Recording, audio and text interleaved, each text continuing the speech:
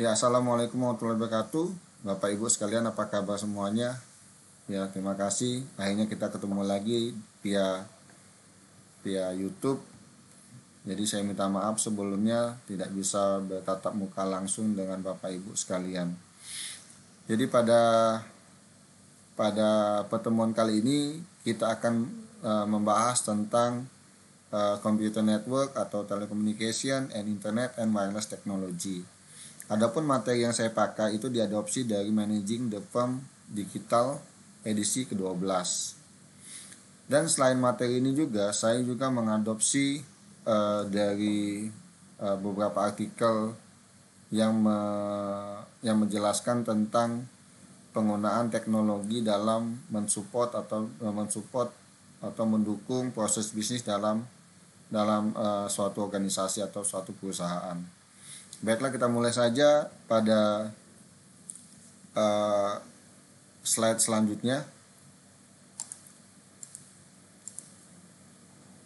Ya, adapun materi yang tujuan dari pertemuan kali ini itu tentang bagaimana mengungkapkan the komponen digital, komponen inti dari telekomunikasi, network dan juga network teknologi. Juga kita membahas tentang transmission media dan tipe-tipe dari network komputer tadi atau computer network. Selanjutnya kita akan membahas tentang bagaimana internet dan internet teknologi itu mensupport suatu bisnis. Dan yang terakhir adalah bagaimana penggunaan dari RFID atau Radio Frequency Identification and Wireless Sensor Network itu dimanfaatkan dalam suatu bisnis tadi. Ya, kita langsung ke sini. Jadi kita mulai dari basic yang paling bawah Bapak Ibu sekalian, yaitu tentang bagaimana apa itu network komputer. Ya kan, dan bagaimana suatu komputer itu terkoneksi satu sama lain. Nah, komputer itu adalah di sini adalah network komputer itu diartikan secara simpel adalah satu komputer dan komputer lain bisa berkomunikasi dan bertukar informasi satu sama lainnya. Jadi kita bisa melakukan file sharing ataupun melakukan transfer data dari satu komputer A ke komputer B. Adapun komponen yang biasanya digunakan dalam suatu simple network itu adalah client network, client computer ataupun server computer. Terus ada network interface, ada koneksi medium, ada network operating system, atau yang selanjutnya adalah switch. Ini yang selalu ada pada suatu network komputer network yang paling sederhana. Jadi untuk menggabungkan satu komputer satu dengan komputer yang lain, yaitu biasanya itu ada induknya atau kita namakan servernya, induk komputer tadi yang akan melayani semua klien dalam satu lingkungan. Dan juga bagaimana namanya switch atau hub tadi. Switch atau hub itu adalah untuk biasanya digunakan untuk mengkoneksikan, untuk menggabungkan dua atau lebih komputer dalam suatu perusahaan. Nah, terus di sini ada router, ya kan? Router ini adalah device yang digunakan untuk melacak data dari different network, ya, untuk memastikan data yang diterima dan dikirim itu ke alamat yang benar tadi. Nah, ini adalah gambaran komponen dari suatu network komputer tadi Bapak Ibu sekalian. Jadi kalau kita bisa mengumpamakan di sini batas ini Bapak Ibu sekalian, batas ini di sini adalah batasan dari suatu perusahaan ataupun dalam suatu organisasi. Jadi kalau di sini ada router ini berkaitan dengan dunia luar tadi. Jadi kita berkoneksi digunakan untuk dihubungkan dengan internet atau ada network tadi. Nah, di sini dalam simple computer network ya bisa ada server di sini biasanya Bapak Ibu. Terus server ini kita hubungkan ada kabel UTP, kita konekkan ke dalam switch. Switch ini akan berhubung dengan bisa juga langsung ke switch lagi atau juga ke server yang lain. Nah, ini sebagai klien, ya kan? Klien dalam suatu network computer network tadi. Ini adalah komponen dari network di perusahaan yang besar biasanya Bapak Ibu sekalian, ya kan? Biasanya itu terdiri dari hundreds of lokal, dari ribuan atau ratusan atau puluhan juga LAN. LAN itu local area network. Jadi dalam suatu perusahaan biasanya itu dibagi per per layer per divisi. Jadi LAN itu biasanya bisa dibuat berdasarkan divisi atau departemen atau juga dibangun berdasarkan lantai atau juga berdasarkan user, ya kan? Jadi itu bisa disesuaikan dengan kebutuhan dari perusahaan tadi. Nah, biasanya dalam suatu perusahaan itu terdapat beberapa server tadi Bapak Ibu sekalian. Yang pertama itu adalah website. Yang kedua adalah sistem informasi dalam suatu perusahaan yang keluar, itu intranet namanya, yang bisa diakses oleh jaringan luar ataupun internet luar, itu namanya internet, ataupun juga intranet yang khusus yang diakses dalam lingkungan suatu perusahaan. Ya, ada backbone system juga adalah sistem di mana pendukung dari sistem-sistem yang sudah ada. Selanjutnya ada mobile wireless LAN ataupun WiFi networks. Ya, biasanya dalam suatu perusahaan tadi ada disupport dengan wireless system ataupun mobile wireless system yang terkoneksi dengan server yang ada dalam suatu perusahaan. Nah, ini adalah video conferencing system. Ya, biasanya untuk mempermudah dalam mengadakan meeting dengan mitra bisnis di luar sana, ataupun untuk mengadakan meeting di cabang-cabang tertentu tadi. Ataupun juga telepon network, ya ini seperti biasa, ataupun wireless cell phone tadi. Ya, ini sudah biasa digunakan, yang tidak bisa saya jelaskan satu-satu. Nah, ini ada corporate network infrastructure-nya. Jadi di sini ada yang saya jelaskan tadi, ada gambaran Bapak Ibu yang terkoneksi satu sama yang lain tadi. Ya, bagaimana suatu corporate website di sini kita menjelaskan tentang server yang tadi, ada server website, ada intranet, ada internet juga. Terus kita terkoneksi dengan internet service provider seperti Telkom, Indosat dan lain-lain yang penyedia dasar tadi, dan terhubung dengan dunia luar ataupun internet tadi. Nah, selanjutnya di dalam tadi, ini adalah bagian dari dalam perusahaan. Ada klien, dan juga ini adalah wireless LAN atau WiFi yang ada di dalam perusahaan tadi. Nah, selanjutnya adalah telepon service provider tadi, ya misalnya Telkom, yang untuk menghubungkan dengan telepon sistem yang ada di dalam suatu perusahaan. Nah, di dalam key networking teknologi, yaitu ada namanya client and server computing. Ya, sifatnya adalah untuk mendistribusikan computing model yang klien dihubungkan melalui network, dikontrol sama network server komputer. Jadi Bapak Ibu sekalian, kita cek dulu ada enggak gambarnya. Ada. Jadi Bapak Ibu sekalian, jadi kalau di sini adalah klien ataupun server computing ini. Klien ini dihubungkan satu sama lain, ya seperti saya jelaskan tadi, itu dihubungkan dengan suatu network tadi yang dikontrol oleh induknya tadi, server komputer tadi.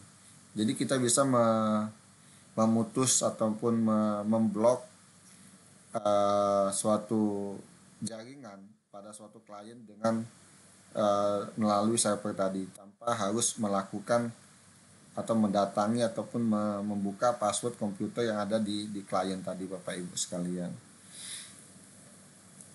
Ya kan. Nah, selanjutnya adalah server di set ya kan berdasarkan rule komunikasi pada network yang menyediakan setiap klien dan dengan jadi klien itu disediakan dengan address sehingga mudah untuk menemukan mereka dalam network tadi. Ya seperti dalam komplek perumahan kita kasih nomor dan alamat sehingga kita bisa mengidentifikasi kalau terjadi kerusakan maupun ada virus tadi Bapak Ibu sekalian. Dan selanjutnya the internet just the implementation of client server computing, yaitu tadi. Jadi dia adalah di internet itu seperti saya jelaskan tadi adalah satu kumpulan dari klien-klien dari ataupun server yang ada di seluruh dunia menjadi satu tadi. Once kita sudah terhubung dengan internet Bapak Ibu sekalian, artinya kita ada kemungkinan laptop ataupun komputer kita di rumah itu dihack ataupun disusupi oleh bisa diakses dari manapun saja Bapak Ibu sekalian. Jadi kalau dulu Bapak Ibu sebelum ada sistem operasi yang canggih, kita sangat gampang terkena virus kalau kita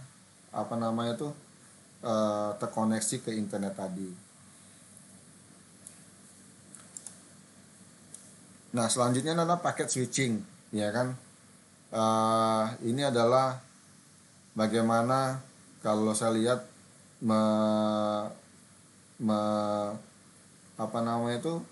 sebagai jalur atau melakukan clustering tadi dalam suatu network tadi Bapak Ibu sekalian.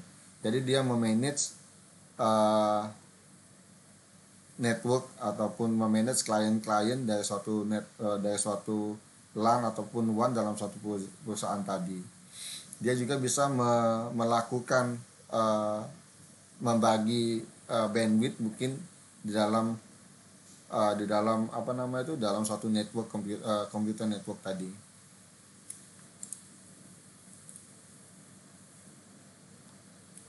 Nah, ini penjelasan tentang paket switching tadi network dan paket communication tadi Bapak Ibu sekalian.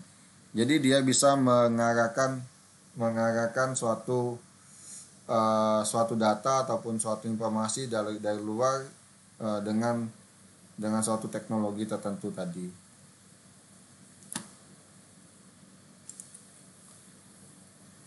Nah, ini ada key networking teknologi Bapak Ibu sekalian. Kalau biasanya ini sudah di dalam dapurnya suatu perusahaan. Jadi pengaturan IP juga pengaturan security segala macam itu memang diletakkan pada dapurnya teknologi. Kalau di Bina Dharma itu ada namanya UPT SIM yang berkaitan langsung ataupun yang bertanggung jawab dengan network sistem yang ada di Universitas Bina Dharma tadi. Biasanya biasanya saat ini ya kan TCP/IP ataupun connectivity ini biasanya sudah dikasih automatically dari server tadi. Biasanya kalau dulu harus disetting satu persatu komputer yang sudah ada tadi. Nah, di dalam TCP/IP tadi, kalau sudah saya katakan tadi, kalau dulu tuh kita harus untuk koneksi ke internet itu harus sangat melakukan hal-hal yang sangat rumit Bapak Ibu. Tapi sekarang ini kalau kita lihat suatu komputer yang ingin terkoneksi dengan suatu sistem yang ada di katakanlah di dalam suatu perusahaan ataupun di Bina Dharma itu sangat mudah. Tinggal memasukkan ataupun tinggal login dan dia akan automatically langsung connect ke sistem ataupun jaringan yang ada dalam suatu perusahaan yang ada saat itu. Tapi kalau dulu kita harus men-setting, semuanya harus kita setting, termasuk IP dan semuanya harus kita setting sehingga butuh waktu dan butuh pemahaman yang pas di sini. Tapi dengan suatu kemajuan teknologi Jadi suatu komputer kalau kita ingin kalau kita mobile phone maupun komputer kita, laptop ingin koneksi ke satu jaringan, ya tinggal klik, tinggal pilih wireless dan tinggal langsung connect Bapak Ibu sekalian. Nah, di sini juga ada 4 layer dalam network tadi Bapak Ibu. Dalam TCP/IP tadi ada application layer, itu adalah aplikasi tadi adalah suatu interface. Kalau kita menggunakan suatu website segala macam, itu adalah application layernya. Dan transport layer, internet layer, dan network interface layer itu di belakang sekali Bapak Ibu sekalian. Ini kita skip dulu. Nah, ini juga saya akan cuma jelaskan saja, ya kan ada digital dan analog tadi. Tipe analog, local area network, sama jadi kita beda LAN sama WAN Bapak Ibu sekalian. Misalnya kalau LAN tadi adalah lokal, ya bisa per divisi, bisa juga per unit, bisa juga per user tadi Bapak Ibu. Dan juga koneknya peer to peer dan topologi star atau bus, ada bus ataupun ring juga. Nah, biasanya kalau sudah koneksi wide area network atau WAN atau metropolitan, itu biasanya terkoneksi gabungan dari LAN-LAN lokal, gabungan dari lokal area network yang sudah ada dalam suatu perusahaan. Jadi LAN WAN ini, metropolitan ini gabungan dari suatu area atau juga gabungan dari semua misalnya unit perusahaan yang ada dalam satu perusahaan tadi.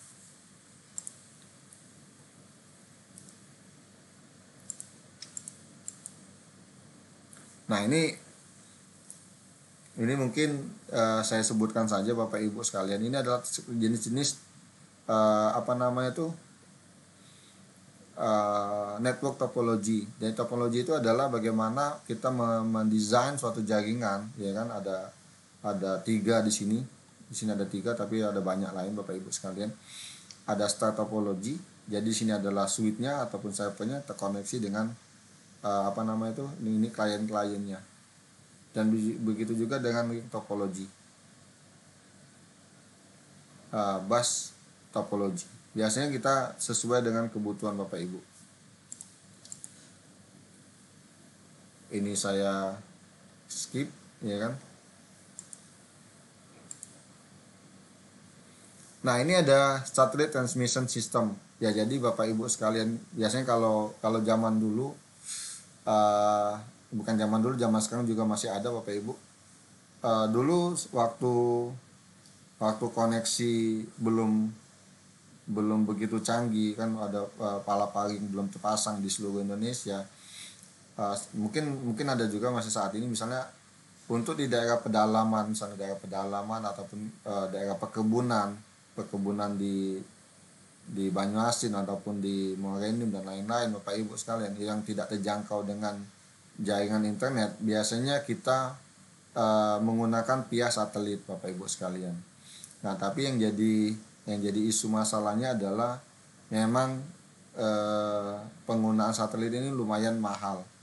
Ya, biasanya tuh kita dulu pakai T-Sat. Jadi di daerah pedalaman ataupun perusahaan-perusahaan yang ada di pedalaman itu biasanya kita menggunakan satelit. Tapi untuk saat ini mungkin sudah menggunakan paket-paket dari telepon seluler, sudah menjangkau di pelosok atau pedalaman di daerah-daerah tadi. Nah, ini tidak usah saya jelasin lagi Bapak Ibu sekalian tentang apa itu internet, ya kan? Dan bagaimana juga internet, apa itu domain, apa itu internet architecture governance, dan internet future IP6 dan internet 2.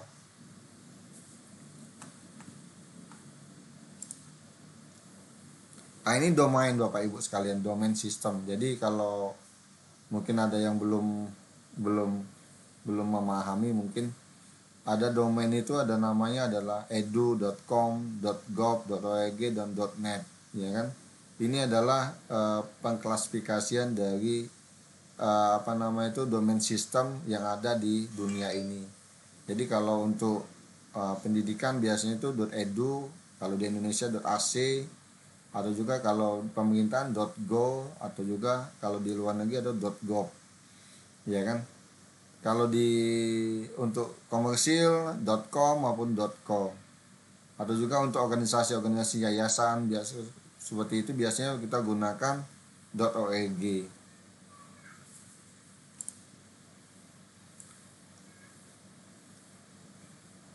Ini skip dulu arsitektur internet arsitektur Bapak Ibu.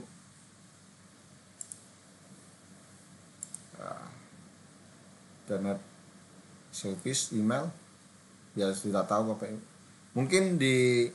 Mungkin Bapak Ibu sekalian, internet service saat ini ya kan, saat ini sudah cuman, kalau dulu ini tahun 2011 saya adopsi Bapak Ibu, internet itu menyediakan beberapa layanan yang seperti di dalam slide ini Bapak Ibu.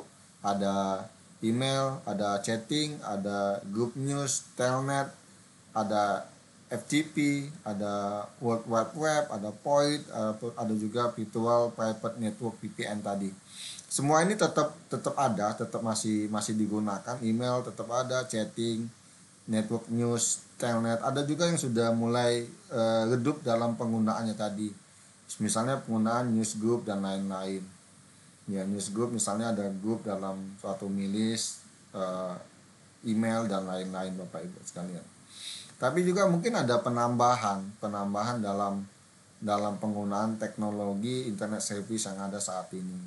Mungkin Bapak Ibu sudah merasakan, ya kan, merasakan bagaimana penggunaan internet itu bisa mengakses misalnya TV kabel dan lain-lain.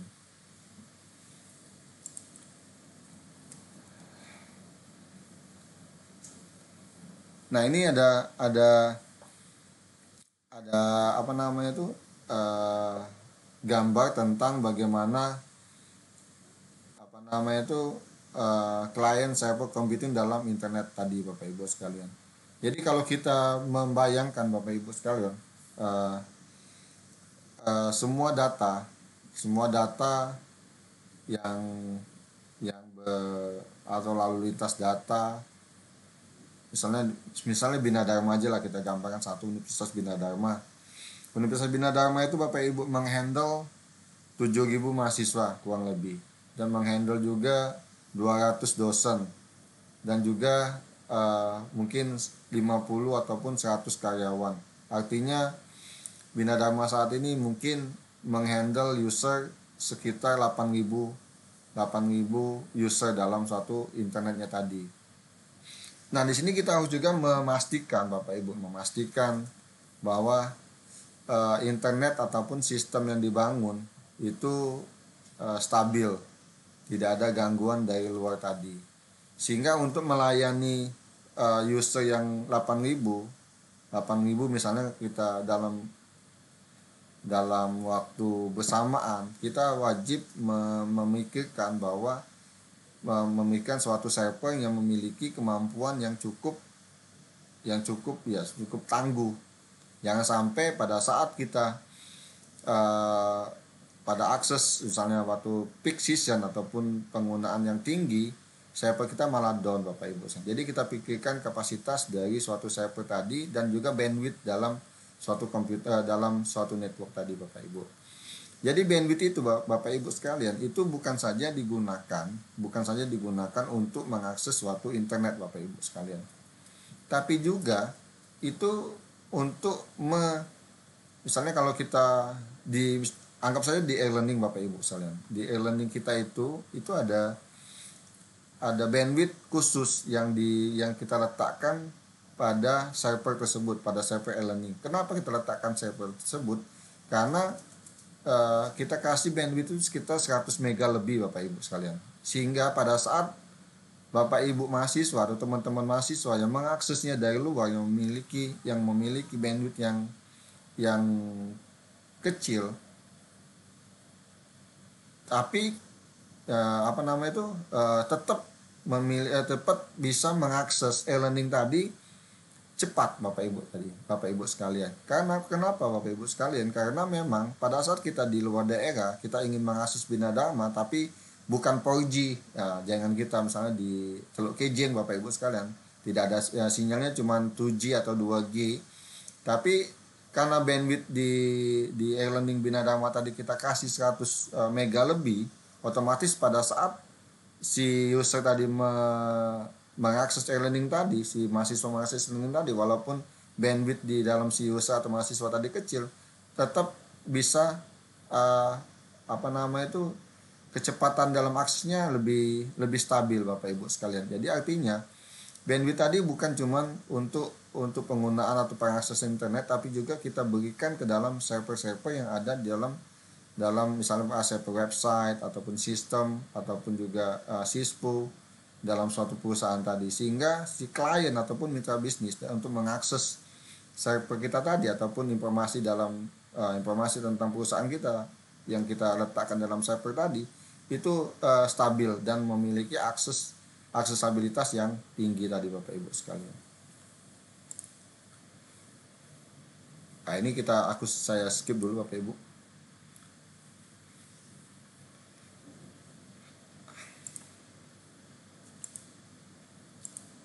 Nah, sebelum saya lanjutkan dengan yang lain Bapak Ibu, saya ingin memperlihatkan bagaimana studi kasus. Saya langsung studi kasus dulu Bapak Ibu sekalian. Ya. Studi kasus tentang penggunaan